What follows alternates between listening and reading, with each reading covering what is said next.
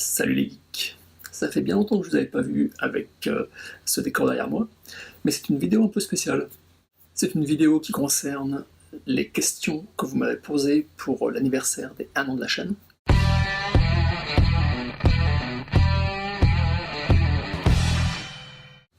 Vous avez posé ces questions sur Facebook et Twitter, et je vous en remercie énormément, ça m'a fait très plaisir. Je suis juste un tout petit peu déçu, tout petit peu, qu'il n'y a que des questions provenant de mes visiteurs qui lisent des comics.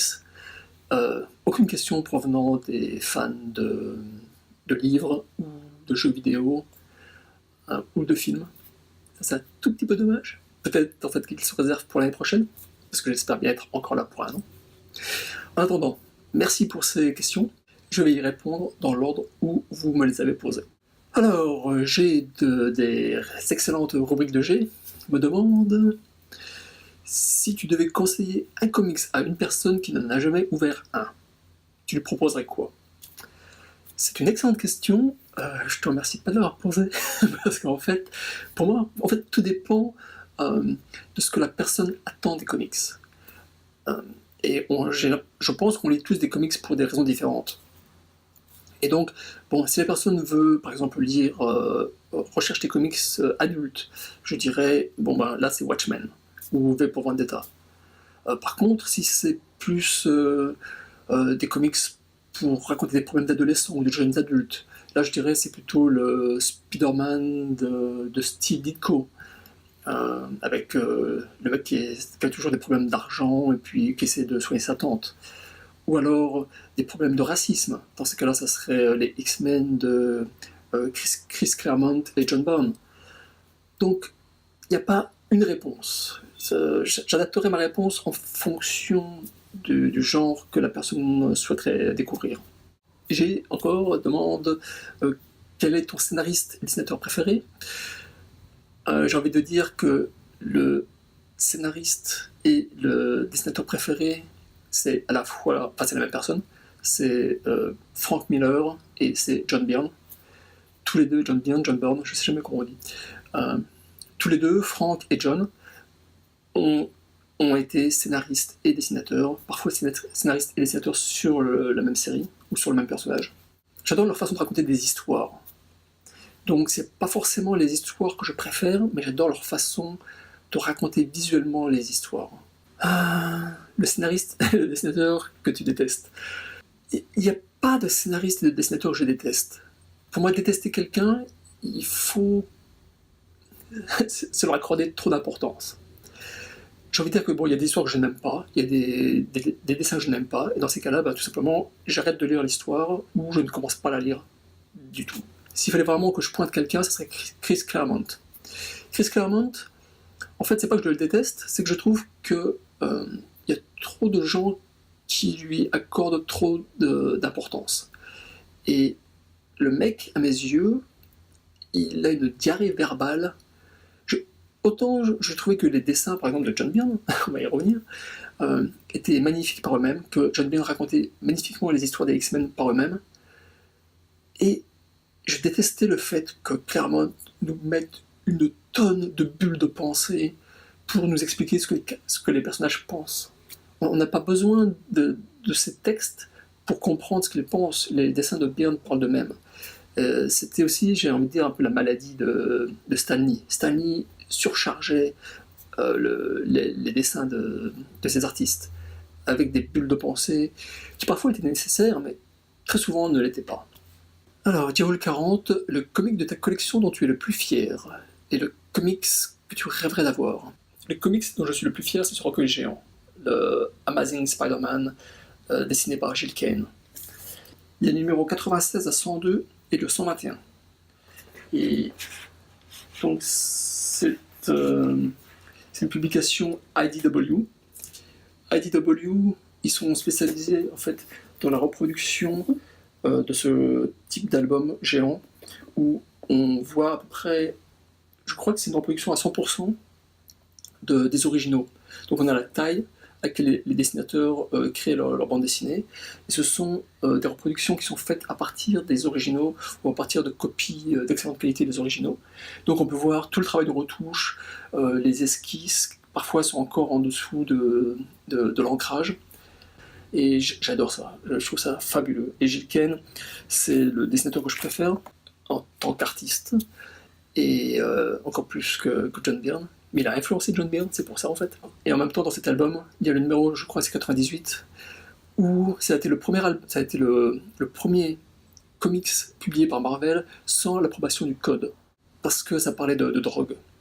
Et Stan Lee avait pris la décision, bon, soit il publiait avec le code, avec le petit logo qui disait approuvé par le code, et donc tous les points de vente habituels proposaient le comics, soit il publiait sans le code et il y avait des points de vente qui allaient refuser de le vendre. Et Stan Lee a pris la décision quand même de publier avec, sans le code, et ce numéro a très bien marché. Il a prouvé en fait à toute l'industrie du comics qu'il n'avait plus vraiment besoin du code. Et d'ailleurs le code a été remanié suite à ça. Donc j'adore cet album parce que c'est à la fois dessiné par Gil Kane, et je trouve que c'est magnifique, mais c'est aussi une partie de l'histoire très importante des comics en général, enfin des comics américains en général. Le comics que je rêverais avoir, en fait, je suis en train actuellement de réaliser mon rêve, qui est de posséder toute la collection de Rome, le Chevalier de l'Espace, en VO. Les comics de Jérém me demandent, pour toi, quel personnage a été le plus marquant? Il n'y a pas vraiment eu un personnage, mais j'ai envie de dire les X-Men de John Byrne et Claremont. À l'époque, bon, j'avais, je crois, 9 ans, 10 ans, j'avais l'impression de découvrir des êtres humains qui existaient vraiment. C'était une sensation absolument incroyable. Je faisais pas vraiment la différence entre les aventures des personnages de comics et, par exemple, Dallas Dynasty qu'on voyait à la télévision. Pour moi, c'était au même niveau, quoi. C'était des êtres humains qui existaient, qui avaient vraiment des problèmes. Tellement ça semblait réaliste, en fait. Bon, mis à part le fait donc qu'ils avaient des super pouvoirs, mais tellement leurs problèmes semblaient réalistes et ancrés dans ma réalité. Te souviens-tu de ton premier comics? Oui, bien sûr, hein. On n'oublie jamais son premier comics. Bon, je ne l'ai plus. Par contre, j'ai une reproduction. Mon premier comics, c'était celui-là, le Avengers 186, qui a été publié en 79. Enfin, il a été réalisé par John Byrne, déjà. C'est l'histoire avec la sorcière rouge et Vendagor. En fait, j'avais 9 ans à l'époque, et c'est un copain c'était le fils d'une amie de ma mère, un truc comme ça, qui avait été en vacances en Angleterre, qui avait acheté le 186 et le 187. Je crois qu'il avait acheté d'autres, mais ces deux-là vraiment m'avaient marqué. J'étais très les Vengeurs à l'époque. Il m'a fallu 2 ou 3 mois pour le convaincre de me le vendre, ou me l'échanger. Peut-être que je l'avais échangé contre des Superman, des Batman de Sage Édition. Enfin, je lisais tout et n'importe quoi à l'époque. Donc, ouais, peut-être des échanges, mais ça a été le premier comics que j'ai possédé. Et dernière question de Jérém.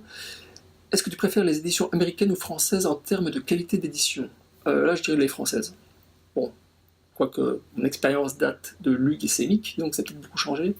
Mais je dirais qu'en général, la qualité d'impression, la qualité de couleurs, que ce soit BD franco-belge ou impression de comics, les BD françaises sont d'une qualité vraiment supérieure. Et puis il y a aussi le rapport qualité-prix. Bon, d'après ce que j'ai entendu dire, maintenant, les BD, les adaptations françaises, urbaines, je crois que vous payez 5 € pour plusieurs centaines de pages. Ici, on paye 5 $ pour un numéro qui fait, je sais plus, 20 pages ou un truc comme ça. Donc, ouais. Le rapport qualité-prix est définitivement en faveur de la France. Alors, Vincent Delage, sur Facebook, me demande quel est ton comics déception de l'année. C'est une excellente question. J'ai envie de dire, en fait, c'est Dark Knight Metal. J'ai acheté les 3-4 premiers, et puis, bon, justement, ça coûte 5 $ pièce, et j'ai dit, bon... Là, j'ai envie de dire, c'est vraiment au niveau scénaristique. J'ai énormément de mal. J'avais acheté l'année dernière, durant l'été, il me semble, le méga crossover de Marvel. Je sais même plus comment ça s'appelle, ce truc. Il y avait eu 10 numéros, et Déjà, j'avais été extrêmement déçu, désappointé. Euh, et c'était au niveau scénaristique. Euh, et la façon dont visuellement les artistes racontent les histoires. Et c'est pareil avec DC. Un petit peu moins parce que DC est quand même plus... je veux dire, DC reste plus proche de ma façon de raconter les histoires des années 80-90 que Marvel. Mais ça reste quand même une façon de raconter une histoire. J'ai l'impression d'arriver en plein milieu de l'action. Alors on zappe toute la partie introduction qui généralement semble arriver quasiment à un tiers, quand on est à un tiers de l'histoire. Là on a un espèce de flashback qui nous raconte plus ou moins ce qui s'est passé au début, enfin ce qui s'est passé avant. J'ai l'impression que les lecteurs d'aujourd'hui ne supportent pas justement d'avoir cette partie d'exposition au début. Ils veulent directement entrer dans l'action. Pour moi, j'ai l'impression tout le temps qu'il me manque quelque chose. J'ai l'impression que le scénariste a oublié de me raconter pourquoi telle personne est là, qu'est-ce qu'elle fait, quel est son rapport, quelle est sa relation avec telle autre personne, avec le méchant ou avec un autre gentil. Bref, je ne comprends rien. Je suis toujours l'impression d'arriver au milieu, comme un cheveu, comme un cheveu dans la soupe, et ça me dérange énormément. Non seulement on ne me raconte pas pourquoi les gens sont là, mais j'ai l'impression aussi qu'il manque, qu'il manque des pages, qu'il manque des cases. Je ne comprends vraiment pas la façon dont on raconte les comics de nos jours.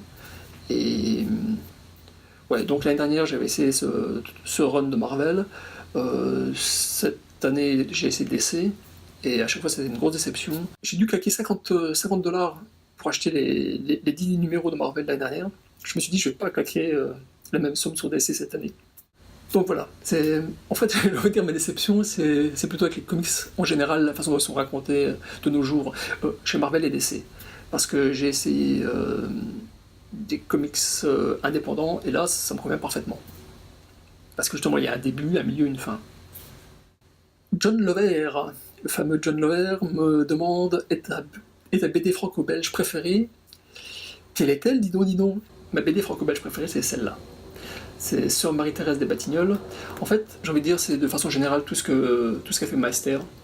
Meister a remplacé dans mon petit cœur Gottlieb. Gottlieb, c'était les rubriques à braque, c'était Galuron, c'était tous ces trucs-là. C'était fluide glacial. Il a enchanté mon enfance, mon adolescence, et puis après, ça s'est un petit peu atténué. Mais bon, faut dire aussi qu'il avait arrêté de publier. Et il a vraiment été remplacé par Meister. Meister, au début, était un petit peu un sous-Gottlieb, en mettant plein de détails dans l'arrière-plan de ces histoires. Mais je dirais en fait, c'est le sujet. Ce sont les sujets qu'il a traités qui m'ont vraiment plu. Bon, il se moque de la religion, il se moque de la politique, il se moque d'un peu tout le monde. Et enfin, j'aimais bien cet état d'esprit. Donc, pour répondre à ta question, Meister. Fred, des comics de Fred, qui me demande t'es plutôt Marvel ou DC? The question. C'est une réponse qui évolue. Elle évolue avec les années. Dans les années 80, j'étais Marvel à 100%. C'était clair et net. Dans les années 90, donc juste 10 ans après, j'étais Marvel à 80%, DC 10%, indépendant 10%. Et ça m'avait fait très bizarre en fait de découvrir que Watchmen, V pour Vendetta, c'était DC. Ça, c'était un truc. Pour moi, c'était une telle qualité, c'était du Marvel, ça devait être du Marvel. Quand j'ai vu Dark Knight Return de Frank Miller, pour moi, c'était du Marvel. Et non, tout ça, c'était publié par DC. Donc, ça m'a fait quand même réaliser que ce que j'aimais beaucoup, plus que n'importe quel autre comics à l'époque, c'était produit par DC. Donc, il y avait ça d'une part. D'autre part, il y avait Hellboy. Hellboy par Mignola, bah, c'était du Dark Horse. Et après, bon, il y a eu Sin City, aussi du Dark Horse. Et c'est pour ça que je me suis rendu compte. Bon, moi je suis toujours les auteurs que je préfère. Donc Frank Miller, John Byrne. S'ils publient d'abord chez Marvel, puis chez DC, puis chez Dark Horse, puis ailleurs, ben, je vais les suivre. Et ça me fait découvrir d'autres éditeurs. Et ensuite, je découvre donc d'autres créateurs parmi ces éditeurs. Mais ouais, donc Marvel à 80% dans les années 90. Et puis maintenant, je vais dire, c'est Marvel 30-35%. En fait, donc je me contente juste de compléter ma collection. Comme j'ai dit précédemment, je n'achète plus de neuf, parce que j'aime vraiment pas. DC, c'est 30-35%. Donc il y a beaucoup quand même de DC maintenant que j'achète. Surtout grâce au conseil de mon ami Jérôme des rubriques de G. Et puis, les indépendants. Les indépendants, je continue à en acheter régulièrement. Pareil, c'est quand même relativement des anciens, du style Y, Y, The Last Man, Les Boys, chez Dynamic. Enfin voilà. Donc ça évolue. Peut-être que dans 10 ans, ça sera Marvel 0. Ou peut-être que dans 10 ans, ça sera Marvel à nouveau 80 ou 100%. On verra. Alors Jordan, qui me demande si tu devais sortir de ta maison en flammes le plus vite possible, ta famille et Mimi étant déjà dehors, quelle œuvre sauverais-tu? Comics, jeux vidéo, livres confondus. Alors d'abord, merci Jordan, c'est une excellente question. J'y ai beaucoup pensé et la réponse est Resident Evil, le jeu vidéo. Ce jeu, bon ça c'est la version Saturn, mais je l'ai en PlayStation, je l'ai... ça c'était la version européenne, je l'ai en version US, japonaise, enfin bon. Comme certains d'entre vous le savent, j'ai fait un site web sur Resident Evil de 96 à 2005. Donc quand j'ai arrêté les comics, au début des années 90, les jeux vidéo ont remplacé ma passion. Et puis Resident Evil a été le jeu vidéo qui m'a fait en fait créer un site web. Resident Evil, le jeu, je l'ai adoré parce que il m'a poussé en fait à me surpasser. Non seulement bon, je l'aime en tant que jeu lui-même, mais bon, j'ai créé un site web, je me suis mis un peu à écrire, je me suis remis un petit peu à dessiner, j'ai fait un court-métrage.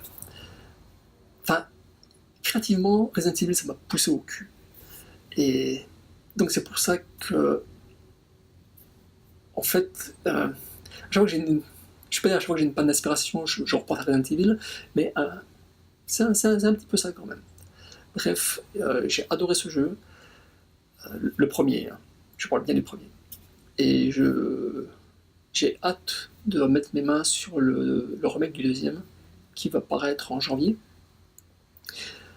Et ça fait, je sais pas, au moins 10 ans que j'ai pas dit que j'avais hâte de rejouer un Resident Evil, donc ouais. Non, Resident Evil, le premier, ça a été un énorme coup de cœur. Et donc ça serait lui que je sauverais. Parce que bon, il y a eu des livres, il y a eu des films qui sont jetés à la poubelle, à part le mien, celui que moi j'ai fait. Il y a eu des bandes dessinées. Resident Evil, ça a généré tout un microcosme. Et rien que pour ça, le premier mérite d'être sauvé. Et je vais terminer avec des questions de Emmanuel Ernesto Kubrick, qui me demande quel run, histoire ou mini-série désignerais-tu comme le meilleur sur ton personnage préféré? Oh, je vais pas être original, mais je vais dire le run de John Byrne sur les X-Men ou celui de Frank Miller sur Daredevil. Ouais. Donc, j'ai beaucoup aimé les X-Men grâce à John Byrne. Daredevil, je l'aimais avant Frank Miller, je l'ai aimé après avec John Romita Jr. Donc ouais, peut-être le run de Frank Miller sur Daredevil, c'est celui que je préfère. De quel personnage aimerais-tu voir la genèse et ou le background remanié, réécrite? Waouh.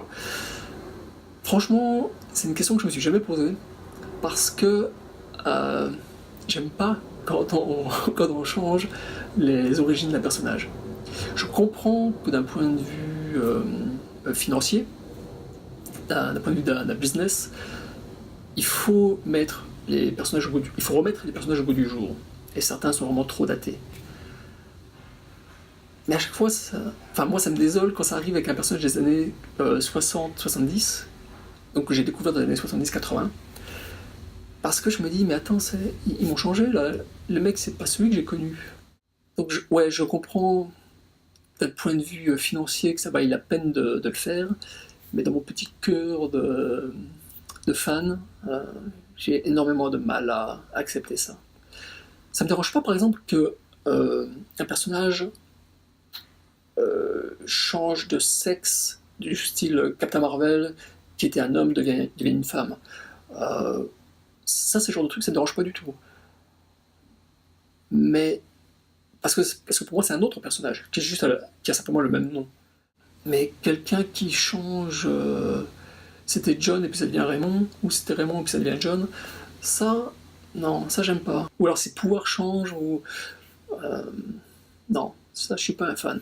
Donc j'ai envie de dire, touchez pas à mes fans, touchez pas à mes héros. Par exemple, Iron Fist qui a été l'un de mes personnages préférés pendant très très longtemps, son histoire a été plus ou moins réécrite. Il y a eu, je crois que c'était dans les années 2000, ils ont commencé à introduire toute une histoire avec, bon, il y a différents plans astrales, et puis il y a différents Iron Fist, puis il y a eu des Iron Fist qui sont revenus régulièrement tous les X années.